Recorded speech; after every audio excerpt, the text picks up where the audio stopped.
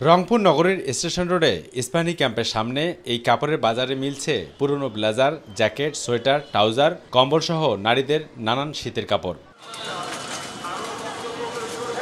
এছাড়াও জেলার পীরগঞ্জ উপজেলার পাওটানাহাটা, মিঠাপুকুর, গঙ্গাচড়া, কাউনিয়া ও নগরীর জামাল মার্কেট, জেলা পরিষদ, জাহাজ কোম্পানির মোড়, পাড়া চত্বর ও সুরভি উদ্যানের সামনে ফুটপাতগুলোতেও জমে উঠেছে পুরাতন কাপড়ের কেনাবেচা। গেল এক সপ্তাহ ধরে রাতে ঘন কুয়াশায় ঢাকা থাকে রংপুর নগরী। শীতের কাপড় কিনতে উচ্চবিত্ত কিংবা মধ্যবিত্ত পরিবার এখন বড় বড় শপিং মলে আসলেও ভরসা এখন নগরীর স্টেশন বাজার ও ফুটপাতের গরম কাপড়ের দোকানগুলোতে।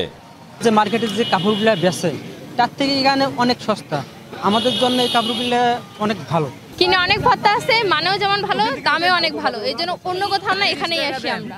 মধ্যবিত্ত মানুষ এখান থেকে কাপড় নিয়ে গিয়ে একদম আমাদের অনেক উপকার হয়, কম দামে পাই, ভালো জিনিস পাই। কাপড়গুলো দেখতে অনেক ভালো লাগতেছে, দামও কম পাচ্ছি। কাপড়গুলো কিনে অনেক ভালো লাগতেছে আমাদের নিজেদেরকে। মার্কেটে কাপড়ের দাম বেশি, ছাওয়া পাওয়া সবারই কিনতে হয়। এখানে একটার পয়সা দিয়ে মার্কেটের এখানে 5-6টা কিনা যায়। আর ব্যবসায়ীরা বলছেন এবারে শীতে বেচাকেনা ভালো হলেও গরম কাপড়ের দাম অতীতের চেয়েও বেশি। কাস্টমারের চাহিদা মাত্র মাল দিতে পারছে না, মালের কোয়ালিটি একটু খারাপ। আগের চেয়ে মালের দামও বেশি, মালের কোয়ালিটিও খারাপ। প্রত্যেকটা মালের যে 2,000-3,000 টাকা পার গাইতে বেশি। আমাদের এক একটা মালে যে 20 টাকা 30 টাকা সর্বোচ্চ 50 টাকা লাভ হলে আমরা সেল করি। এখানে মোটামুটি সাশ্রয় ভালোই পায়, আর বেচা কিনা মোটামুটি আছে, আল্লাহ রাখছে ভালোই, খারাপ বলা যাবে না। আল্লাহ পাক যেভাবে রাখছে কোটি শুকরিয়া।